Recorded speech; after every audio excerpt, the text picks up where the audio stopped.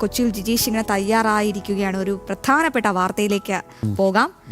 PFI കേന്ദ്രങ്ങളിൽ റെയ്ഡിൽ പിടിച്ചെടുത്ത ആയുധങ്ങൾ കുറ്റകൃത്യങ്ങൾക്ക് ഉപയോഗിച്ചതെന്ന സംശയം. പിടിച്ചെടുത്ത ആയുധങ്ങൾ ഫോറൻസിക് പരിശോധനയ്ക്കയക്കും. ബുധനാഴ്ച നടന്ന NIA റെയ്ഡിൽ കത്തികളടക്കമാണ് പിടിച്ചെടുത്തത്. ഈ ആയുധങ്ങൾ നിലവിൽ കോടതിയിൽ ഹാജരാക്കിയിരിക്കുകയാണ്. വിവരങ്ങൾ ജിജീഷ് കരുണാകരൻ നൽകും. Jijeesh, very good morning. വളരെ പ്രധാനപ്പെട്ട വിവരങ്ങൾ പുറത്തു വരുന്നുണ്ട്. PFI റെയ്ഡിൽ പിടിച്ചെടുത്ത ആയുധങ്ങൾ മറ്റ് കുറ്റകൃത്യങ്ങൾക്ക് ഉപയോഗിച്ചതാണെന്നുള്ളൊരു സംശയം പുറത്തു വന്നിരിക്കുന്നു. ഈ ആയുധങ്ങളൊക്കെ എങ്ങനെയാണ് ഇത്തരത്തിലൊരു ദുരുപയോഗം ചെയ്തു എന്ന് ED കണ്ടെത്തിയിരിക്കുന്നത്? എന്തൊക്കെ തെളിവുകളുടെ അടിസ്ഥാനത്തിലാണ് അത് സ്ഥിരീകരിക്കാൻ കഴിയുക? ജിജീഷ്.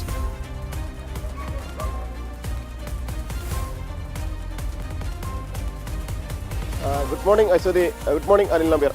ഇക്കാര്യത്തിൽ വളരെ വിശദമായ ഒരു അന്വേഷണം തന്നെയാണ് NIA നടത്തുന്നത്. ആ അന്വേഷണത്തിന്റെ ഭാഗമായി കണ്ടെത്തിയ വിവരങ്ങൾ, പ്രത്യേകിച്ച് കഴിഞ്ഞ ദിവസം വ്യാപകമായ പരിശോധനകൾ നടത്തിയ പരിശോധനയിലെ ഏറ്റവും വ്യക്തമായ ഒരു കാര്യമെന്ന് പറയുന്നത് സാധാരണ നിലയിൽ ചില രേഖകൾ കണ്ടെടുക്കുക മാത്രമല്ല, നിരവധി ആയുധങ്ങൾ NIAയുടെ പരിശോധനയിൽ കണ്ടെത്തിയിട്ടുണ്ട്. സംസ്ഥാന വ്യാപകമായി തന്നെ PFI ഭീകര കേന്ദ്രങ്ങളിലാണ് പരിശോധനകൾ. നേരത്തെ നടന്ന പരിശോധനയുടെ തുടർച്ചയായി പ്രത്യേകിച്ച് A. ശ്രീനിവാസൻ വധക്കേസിലെയും ഒപ്പം തന്നെ രാജ്യവിരുദ്ധ ഭീകരവാദ കേസുകളിലെയും ആദ്യം രജിസ്റ്റർ ചെയ്ത ഭീകരവാദ കേസുകളിലെയും ഇനിയും 6 പ്രതികൾ കൂടി പിടിയിലാകാനുണ്ടായിരുന്നു. ഇവർക്കായി നടത്തിയ തെരച്ചിലാണ് ആയുധങ്ങൾ, വളരെ നീളമുള്ള വാളുകൾ അടക്കമുള്ള ആയുധങ്ങൾ കണ്ടെത്തിയത്. അതിലേറ്റവും പ്രധാനമെന്ന് പറയുന്നത് ഇതിൽ ചില സംശയങ്ങൾ അന്വേഷണ സംഘത്തെ സംബന്ധിച്ചിടത്തോളം ഉണ്ട്. അവിടെ നിന്ന് കത്തിയ വലിയ കത്തികൾ അടക്കമുള്ളത് സാധാരണ നിലയിൽ ഒരു വീട്ടിൽ സൂക്ഷിക്കുന്ന കത്തികളായിരുന്നില്ല.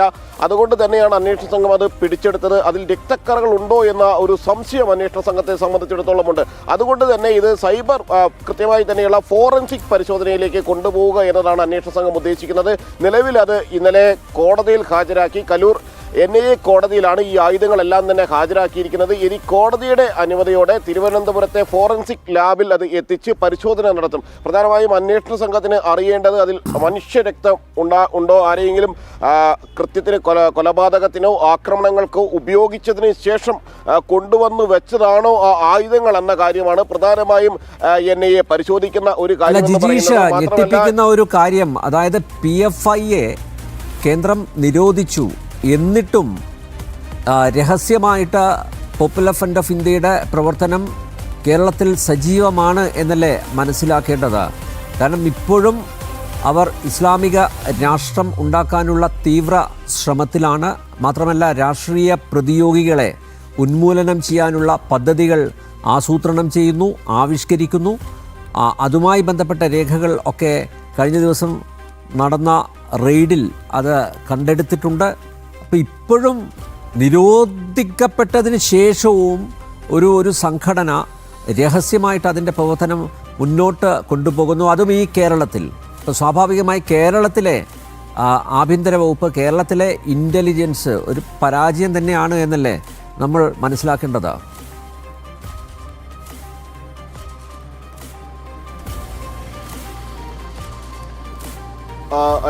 തീർച്ചയായും ഇത് ഇവിടുത്തെ സർക്കാരിൻ്റെ വലിയൊരു പരാജയമാണ്. ഒപ്പം തന്നെ രഹസ്യാന്വേഷണ വിഭാഗങ്ങൾ, ഇന്റലിജൻസ് സംവിധാനങ്ങളുടെ ഒരു പരാജയം തന്നെയാണ്. കാരണം കൃത്യമായി തന്നെ ഈ ഒരു കൃത്യങ്ങൾക്ക് ശേഷം, പ്രവർത്തനങ്ങൾക്ക് ശേഷം അവർക്ക് ഒളിത്താവളങ്ങൾ ഉണ്ടാകുന്നു എന്നതാണ് അതിലേറ്റവും പ്രധാനം. ഈ ഒളിത്താവളങ്ങളിൽ ഇവരെ സുരക്ഷിതരാക്കാൻ പ്രത്യേക സംഘങ്ങൾ പ്രവർത്തിക്കുന്നു.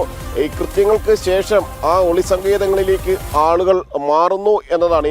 ഈ ഭീകരവാദ സംഘത്തിൽപ്പെട്ട ആളുകൾ ആ ഒളിസങ്കേതങ്ങളിലേക്ക് മാറുന്നു, അവിടെ സംരക്ഷണം ലഭിക്കുന്നു. ഒരു ഘട്ടത്തിൽ പോലും ഇന്റലിജൻസ് സംവിധാനങ്ങൾക്ക്, രഹസ്യാന്വേഷണ വിഭാഗങ്ങൾക്ക് അത്തരം ആളുകൾ അവിടെ തങ്ങുന്നുണ്ട് എന്ന് കണ്ടെത്താൻ കഴിയുന്നില്ല. പല ഘട്ടങ്ങളിലും ഇവിടെ നിന്ന് മറ്റു സംസ്ഥാനങ്ങളിലേക്ക് പോകുന്നു, അവിടെ വീണ്ടും കേരളത്തിലേക്ക് തിരികെ വരുന്നു. ഇങ്ങനെ രഹസ്യാന്വേഷണ വിഭാഗങ്ങളുടെ പൂർണ്ണ പരാജയം. ഒപ്പം തന്നെ പൂർണ്ണമായും നിർജീവമല്ല ഇവയുടെ പലതിൻ്റെയും പ്രവർത്തനങ്ങൾ, PFI ഭീകരവാദ ഗ്രൂപ്പുകളുടെ പ്രവർത്തനങ്ങൾ എന്ന് സംശയിക്കത്തക്ക വിധത്തിലുള്ള വിവരങ്ങൾ തന്നെയാണ് അനുദിനം കേരളത്തിൽ നിന്ന് പുറത്തു വരികയും ചെയ്യുന്നത്. അങ്ങനെയാണ് ഈ പരിശോധനകളിൽ ഇത്രയധികം ആയുധങ്ങൾ, മാരകായുധങ്ങൾ അന്വേഷണ സംഘം കണ്ടെടുക്കുന്ന ഒരു സ്ഥിതിവിശേഷം ഉണ്ടാവുകയും ചെയ്യുന്നത്.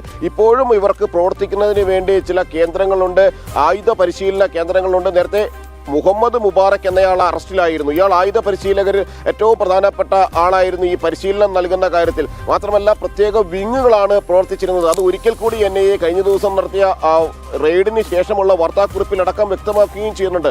റിപ്പോർട്ടേഴ്സ് വിങ് ഇത്തരത്തിൽ എതിരാളികളെ ഉന്മൂലനം ചെയ്യേണ്ട പ്രതിയോഗികളെ കണ്ടെത്തിക്കൊണ്ട് അവരുടെ വിവരങ്ങൾ ശേഖരിക്കുന്നതിന് വേണ്ടി ഒരു റിപ്പോർട്ടേഴ്സ് വിങ് ഉണ്ട്.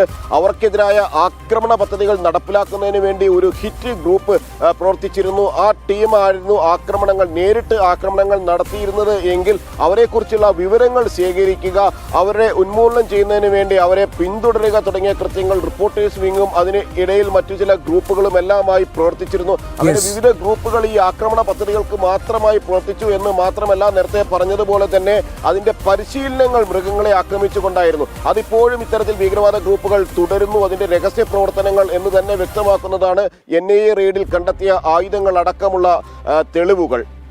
യെസ് ജിജീഷ്, വിവരങ്ങൾ വ്യക്തമാണ്. പ്രധാനപ്പെട്ട വിവരങ്ങൾ തന്നെയാണല്ലേ പുറത്തു വരുന്നത്. കേരളത്തിൽ ഇപ്പോഴും PFI സ്ലീപ്പർ സെല്ലുകൾ സജീവമാണ്. ഭീഷണിയായി PFI ഇപ്പോഴും രഹസ്യമായി പ്രവർത്തിക്കുന്നു എന്നുള്ളതാണ്.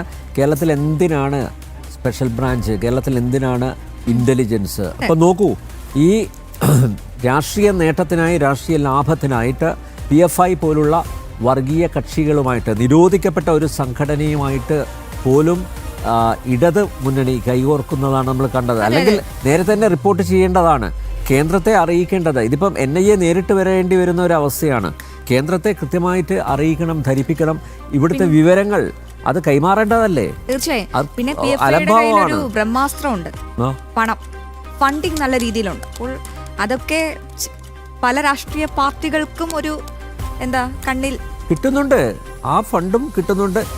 PFIയുടെ ഫണ്ട് കിട്ടുന്ന മാധ്യമ സ്ഥാപനങ്ങളില്ലേ, ഇല്ലാന്ന് പറയാൻ പറ്റുമോ?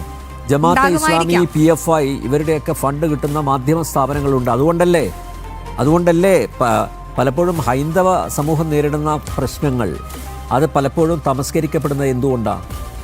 ഈ ഫണ്ട് കിട്ടുന്ന മാധ്യമ സ്ഥാപനങ്ങൾക്ക് കൃത്യമായിട്ടുള്ള നിർദ്ദേശമുണ്ടാവുമെന്ന് കാണിക്കരുത്. എന്തുകൊണ്ടാണ് മാഘ മഹോത്സവം മറ്റ് ചാനലുകൾ, ജനൻ TV ഒഴിച്ചുള്ള ചാനലുകളൊന്നും കാണിക്കാത്തത് എന്തുകൊണ്ടാണ്?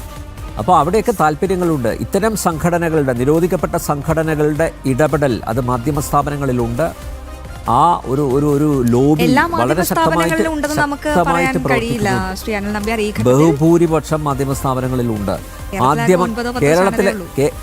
കേരളത്തിലെ മാധ്യമങ്ങളുടെ സ്വഭാവം പഠിക്കണം, അശ്വതി പഠിക്കണം, മനസ്സിലാക്കണം, സൂക്ഷ്മമായിട്ട് പരിശോധിക്കണം. അതിൽ നമുക്ക് പലതും മനസ്സിലാവും. യെസ്, ഇനി സമയമുണ്ടല്ലോ. ഓക്കെ, തുടങ്ങിയല്ലേ ഉള്ളൂ. യെസ്.